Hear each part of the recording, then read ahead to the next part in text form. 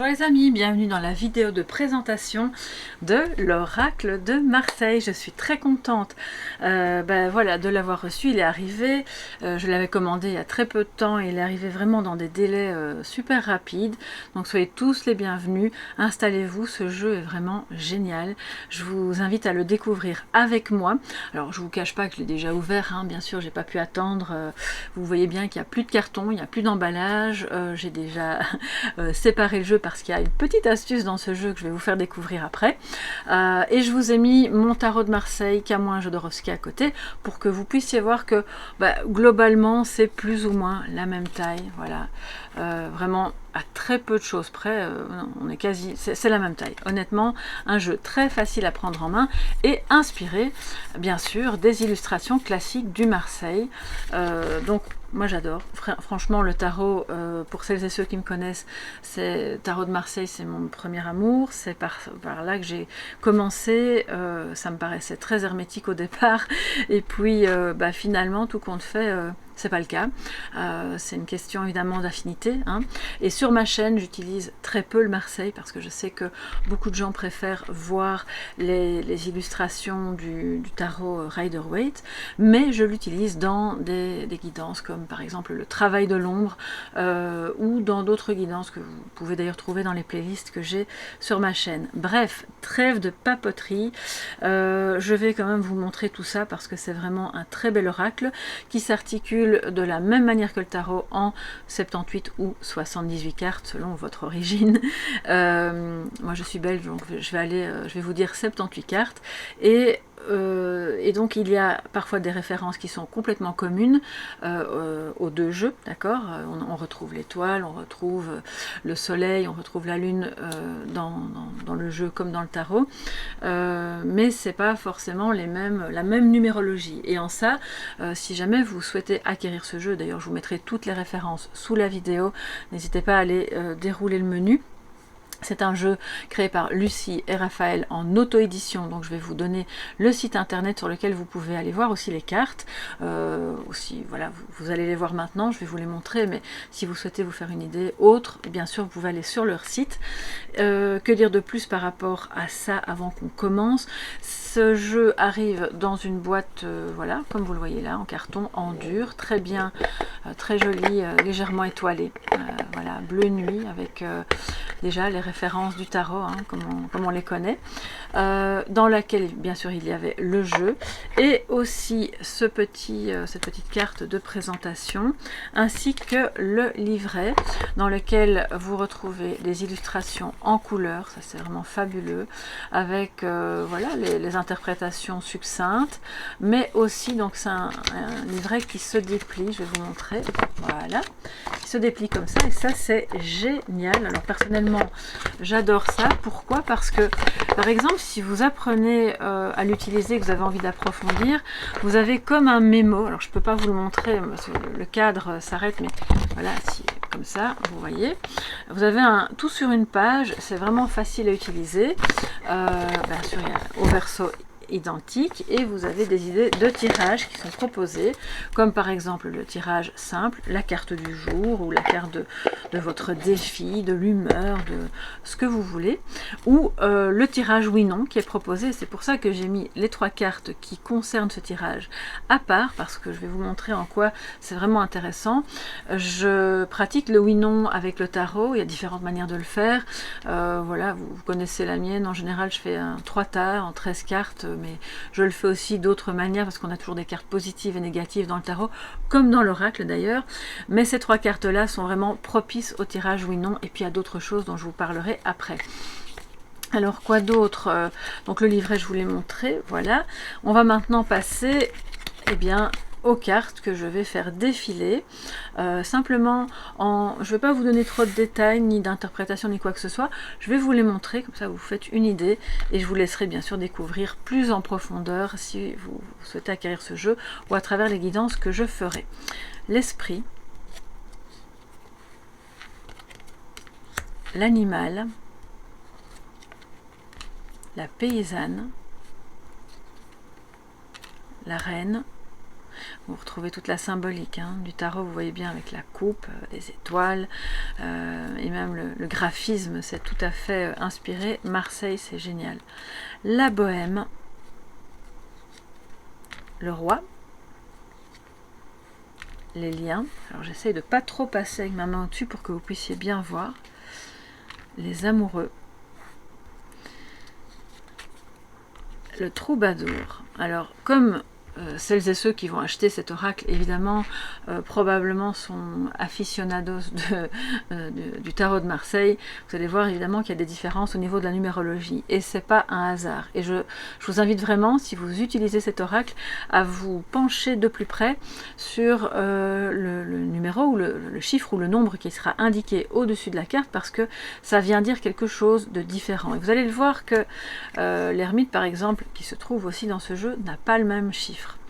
Le couple, avec la lune et le soleil, le yin et le yang, le paysan qui va récolter les fruits de son labeur et qui va semer aussi, le puzzle, vous voyez, est-ce que vous reconnaissez notre fameuse carte du jugement?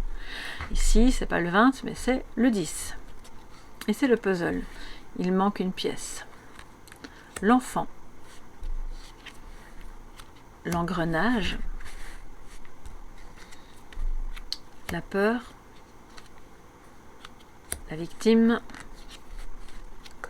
l'étoile, j'essaie que ça glisse pas de trop, la lune. Alors ici la lune, l'étoile et la lune ont la même numérologie que dans le tarot, le soleil également.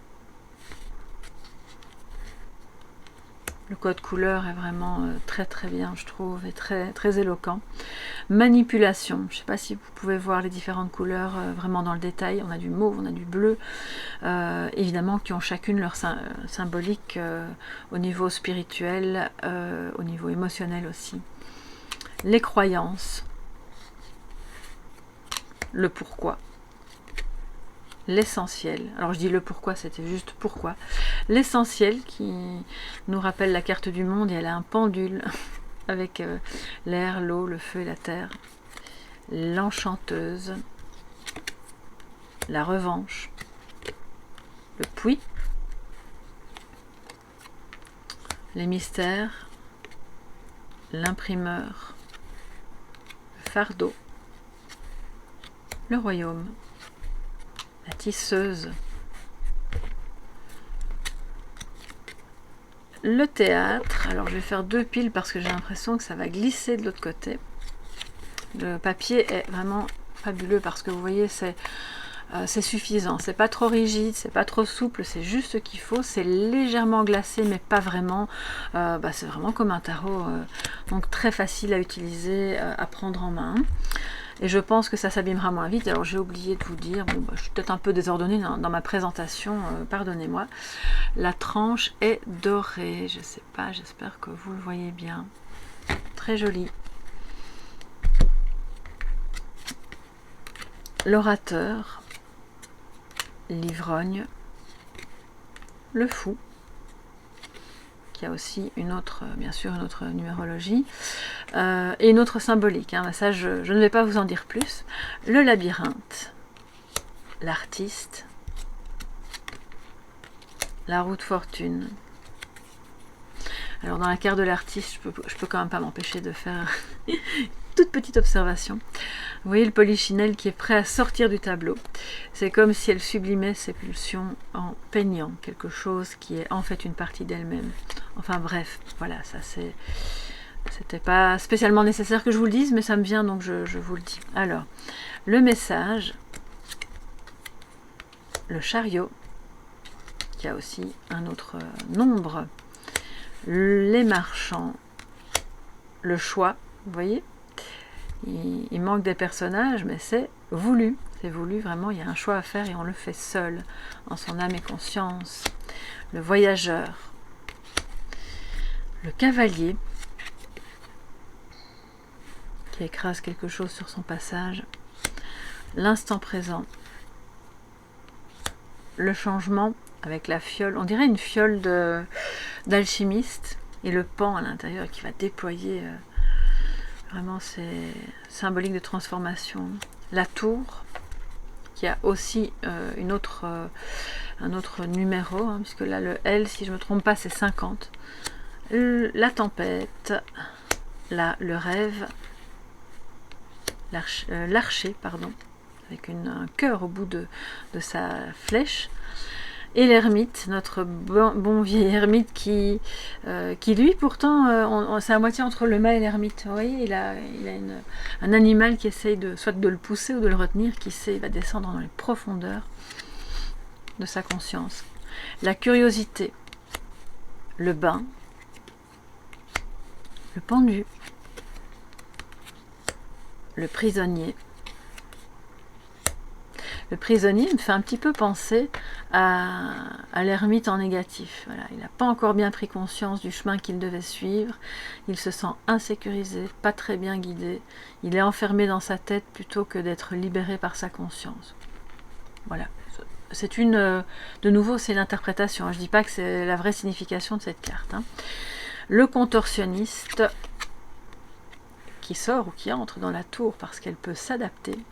Je vais arrêter de vous interpréter les cartes. Vous voyez, j'ai ce défaut là, c'est incroyable, il faut que je me taise. L'aveugle, l'équilibriste, le bâtisseur, les compagnons, l'architecte, la liberté, l'égalité, la solidarité, quelques valeurs qui nous manquent un petit peu en ce moment, mais bon, ça pourra peut-être aller mieux à un moment donné. Je dois revenir en arrière parce que malgré tout, je suis désolée, j'ai quand même quelque chose à vous dire. De plus, les compagnons. Alors cette carte, je l'aime beaucoup et je trouvais ça assez intelligent qu'elle se retrouve dans un jeu.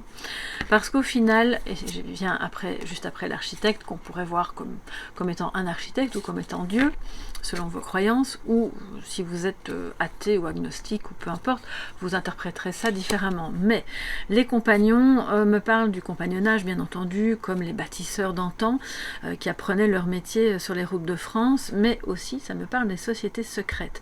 Donc vous pouvez faire un tirage sociétal aussi avec ce jeu, c'est vraiment un multi-sujet, un jeu très polyvalent, à la fois pour le sociétal, à la fois pour le psychologique, pour les profils, pour un tirage pour savoir où on en est par rapport à quelqu'un, par rapport à une situation ou un projet, ça peut donner des informations très précises, très intéressantes. Et au niveau du temps, avec la numérologie aussi. La force, très subtile avec le lion dans sa robe. La justice, la prudence. Et alors, ce qui est intéressant, c'est que dans chaque carte, on retrouve parfois un mélange, un savant mélange en fait, de différents symboles qu'on retrouve dans d'autres cartes, mais dans le tarot. Là, vous voyez, on a la roue, qu'on pourrait dire, c'est comme la roue de fortune. Puis on a la mort. Alors, il y a quelque chose qui se bloque, qui change, qui est en mouvement, qui peut être abondant, mais on regarde quand même, on doit être prudent. Et au milieu, cette rose hein, qui nous montre que ça peut être potentiellement fertile et apaisant. Il y a un bien-être, il y a peut-être une romance aussi. La tempérance, l'espérance, la beauté, il y a quelque chose du 3 de coupe dans cette carte. La connaissance, notre amie la papesse qui s'est installée dans la campagne pour écrire dans son livre. La paix. Alors regardez un petit peu, c'est incroyable. Hein. Sur cette carte, on a le diable, elle qui pactise peut-être avec lui ou qui fait la paix, mais elle le tient, donc elle a compris comment elle devait faire. Et lui qui semble un peu inquiet, mais qui au final est peut-être son compagnon, quelqu'un qu'elle connaît, et qui pourrait être l'empereur ou un roi, hein, le roi, la reine, et voilà. En tout cas des personnages, comme des personnages de cour, mais qui vont se défaire de ce lien qui n'est pas bon et on fait la paix, tous ensemble, en soi-même et les uns avec les autres. Et la dernière carte, qui est aussi dans ce jeu l'arcane sans nom, tout comme dans le tarot, et qui est donc dans le Rider-Waite, la mort. Voilà, donc transformation. Alors les amis, Vous voyez, ce jeu est magnifiquement agencé, structuré, avec un mélange vraiment très savant de symbolique, de code du tarot, tout en apportant autre chose et des couleurs légèrement différentes par moment. Excusez-moi, il faut que je boive un petit peu. Et donc, je reprends les 3 cartes que je ne vous ai pas encore montrées et qui sont le Sauveur, le Bourreau et l'Illusionniste. Alors, pourquoi je vous les montre à part? Parce que, voilà, Lucie et Raphaël nous invitent à faire un tirage oui-non, comme on peut le faire avec le tarot. Et alors, il y a différentes manières de le faire. Je ne vais pas vous montrer ça ici. Celles et ceux qui me connaissent savent comment je procède. Sinon, je vous invite à aller voir. Je pense que j'ai fait une guidance oui-non, où je vous montre une des manières de faire. Et ici, c'est en 3 cartes. Avec ces 3 cartes-là que vous allez retirer du jeu et qui, vous les mélangez, vous les mettez évidemment face contre table, et puis vous allez les retourner selon votre question, vous vous concentrez, vous les mélangez, vous les mettez dans l'ordre qui vous vient, et puis vous retournez, voilà. Alors, si, voilà, vous allez piocher les 3 cartes, si vous tirez parmi ces 3 cartes, le bourreau, pardon, excusez-moi, si vous tirez le bourreau, la réponse sera non. Au contraire, si vous piochez le sauveur, la réponse sera oui. Et si vous piochez l'illusionniste, la réponse sera peut-être que oui ou peut-être que non. Alors, comment savoir si c'est peut-être que oui ou peut-être que non? Là, vous pouvez peut-être rajouter des cartes autour, 1 ou 2 cartes en plus, pour savoir si c'est plutôt positif ou plutôt négatif. Si vous avez la manipulation et, je sais pas moi, les efforts, ça va être un peut-être à forte probabilité que ce soit non, parce que ça risque d'être compliqué de se sortir d'une manipulation, mais c'est pas forcé que ce soit complètement non non plus. Ça va vous indiquer un petit peu la quantité d'efforts à faire pour arriver à un oui. D'accord? Donc c'est un tirage pardon, en 3 cartes, vous n'en piochez qu'une, c'est direct, c'est clair, c'est net, c'est précis, et j'aime beaucoup aussi ce genre de, voilà, de réponses qui permettent de s'y retrouver un petit peu mieux dans un tirage selon ce que vous cherchez à savoir par rapport à un travail, par rapport à une relation. Voilà mes chers amis, je pense qu'on a fait le tour de ce magnifique jeu qui reprend les codes du tarot de Marseille. N'hésitez pas à me mettre en commentaire ce que vous en pensez, quelles sont vos impressions, toujours dans la bienveillance bien entendu. Je vous remercie d'avoir suivi cette présentation. N'hésitez pas à la partager, à vous adresser aux créateurs qui sont disponibles, qui sont réactifs et qui, si vous souhaitez commander, vous enverront le jeu dans les plus brefs délais. Donc c'est vraiment super. Et alors très bien emballé, vraiment super bien protégé. Et je vous remercie d'ailleurs, chère Lucie et Raphaël, au passage, pour cette belle création et pour le soin que vous avez apporté à l'envoi.